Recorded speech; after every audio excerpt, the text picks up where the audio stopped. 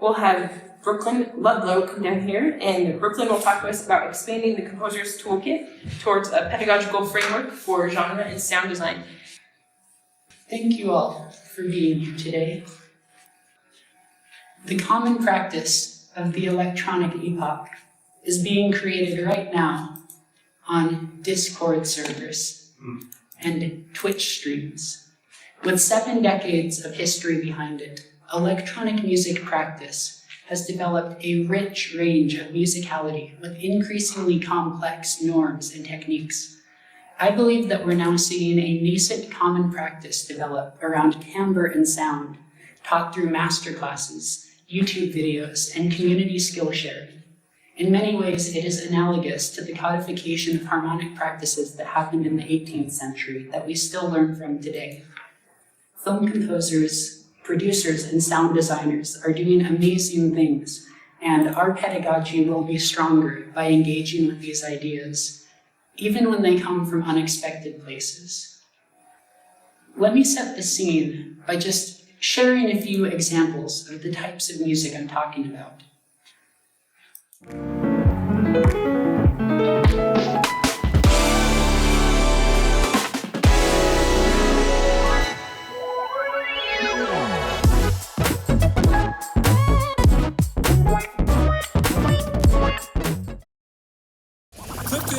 None of that Gucci or Prada. Unless you come with a sponsor. Responsible, ATM constable. Saving my money where possible. Ain't no problem, bitch. I'm probably moving what you don't expect. Back it on thigh, left and right.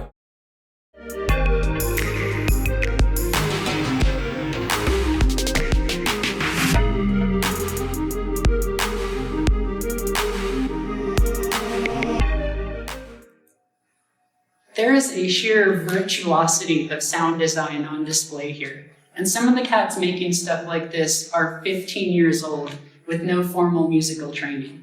Like the piano prodigies before them, this is perhaps the first generation of DAW prodigies, people who are meeting in Discord communities and learning from YouTube tutorials. So what does a DAW session for this kind of music actually look like? I'll let underscores tell you about it. Just random static, panning left and right and stuff like that. Where's the printer at? Yeah, these are all printer sounds. What is this? Oh, it's someone blowing into a bottle. I love the airplane ding. When I wanted the bass to build up, I have the overtones isolated and moving in and out at different rates. 2 saw waves that slowly get farther and farther apart. So it sounds super ugly.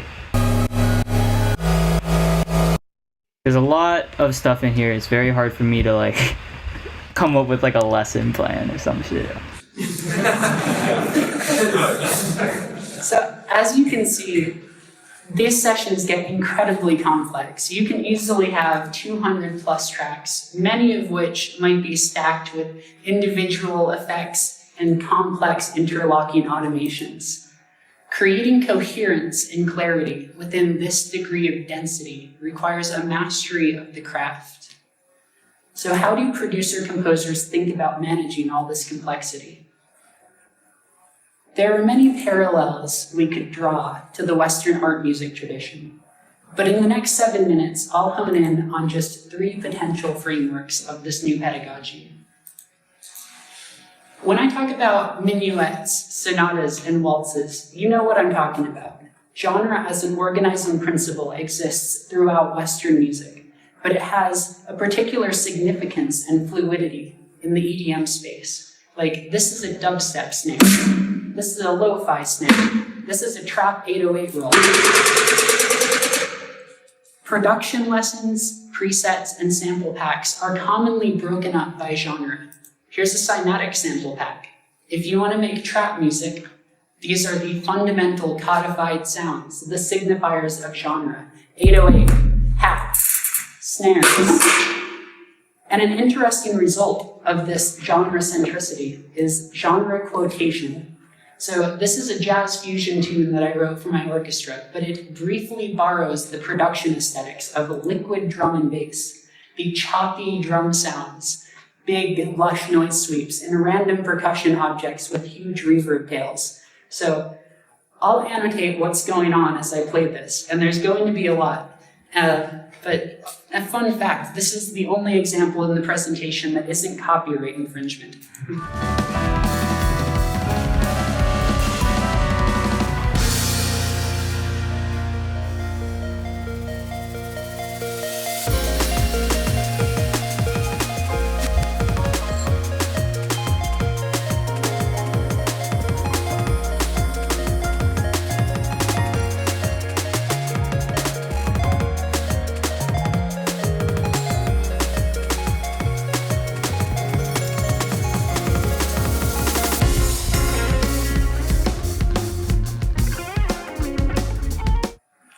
There's a lot there. And you may have noticed that sound design is a deep part of all of it. So I'll let Mr. Bill lead this next explanation. But I just feel like the kick is a little soft. The transient is just not snappy enough, right? Because I want to add a new transient to this kick.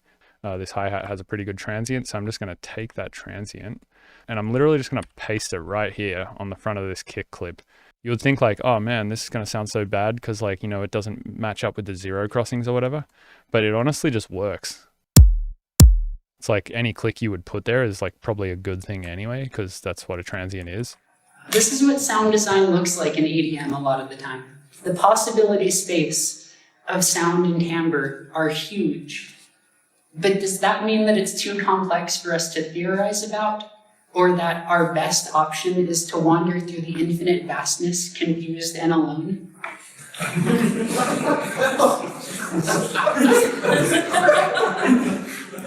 No.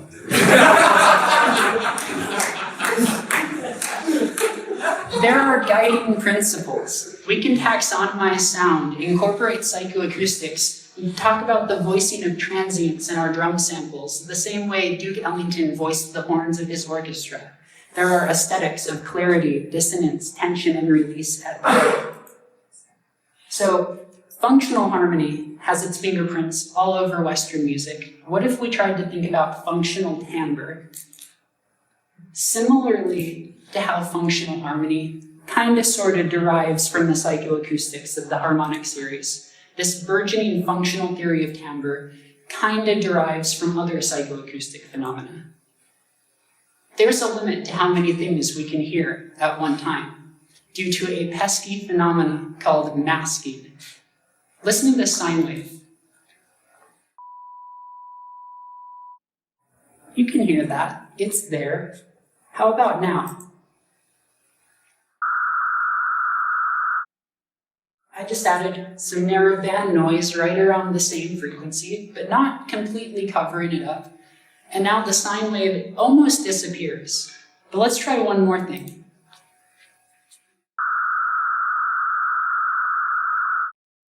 Give the sine wave some rhythm and some stereo motion, and now it can be distinguished once again. So what's the limit? How many things could we conceivably hear at once? Well, goofing around with a filtered white noise generator and counting the number of distinct frequency spaces that fit in the range of human hearing, and then accounting for the hard parts like transients, stereo, positioning, reverb spatialization, I have estimated that the upper bound on what we can hear is around 80 distinct elements. Experts might disagree. Listen to these two clips.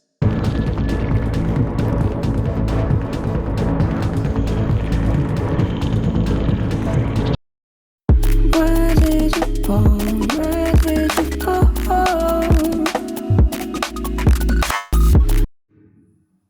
Both of them are incredibly dense, but the second is vastly more clear. The first clip, the elements fight for space and end up masking just like the sine wave. But the sounds of the second clip are segmented into distinct frequency areas, stereo positions, and rhythmic durations. Each element fills its own bit of the sonic perception space, and together they create clarity within density. These are two systems that exist in tandem with each other. One is about function and how we hear. The other is about memory and how we understand meaning. Semiotic meaning can be seen in the vernacular of sound descriptors. Let's take a snare drum sample. So transients from 0 to 5 milliseconds are glitchy. 5 to 25 are snappy. 25 to 70 are punchy. And any longer than that, it just starts to sound like the 80s. So, be careful there. I have a dream that one day this nation will rise up. Everyone recognizes that. Not just from the words being said, but from the inflection, the scratchy fidelity, the atmosphere and energy of the crowd. This is what is meant by collective audio unconscious, the shared sound memory of our culture that make up the pigments with which composers can paint. Thank you.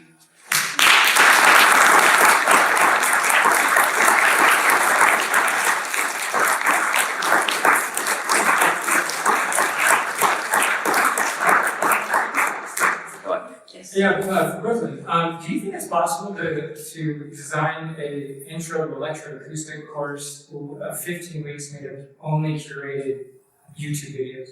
Yes. And the only thing is given to it. Definitely, without a doubt. Yeah. As a follow-up to that, Brooklyn, I was wondering if you could share any recommendations for people interested in that, where to start, because I imagine there's a massive amount of material. Yeah, that's the trouble with getting started, is it's everywhere. It's scattered and diffuse throughout the community, but some particularly good YouTubers are Mr. Bill, who I reference, Underscores, who isn't really a YouTuber, but does streams breaking down the process that I found very enlightening. I would start there. And also, Adam Neely has done a couple of videos, and I like his style of breaking it down, even though electronics aren't his main thing.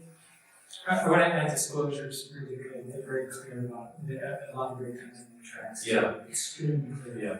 Disclosure. And I love your comparing it to treatises. That's brilliant. I mean, that's absolutely true. Absolutely. So, but I never thought of it was a really wonderful. Yeah. Thank you.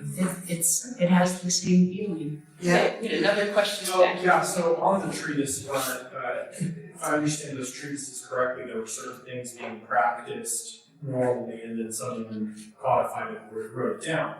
Is anyone codifying what is in the community and in the scenes and writing it down into one, systematic place? We're starting to. So all of this information, I see it in music production college programs, especially ones that have been revamping over the last couple of years. They're starting to incorporate and try out different ways of formalizing these concepts, but it's still very early in the codification process. Sorry, another question for Brooklyn. In the materials you're talking about, to what extent are they distinguishing between the concepts and the tools? Like the difference between like what the sounds are and what it's English? Does that make sense?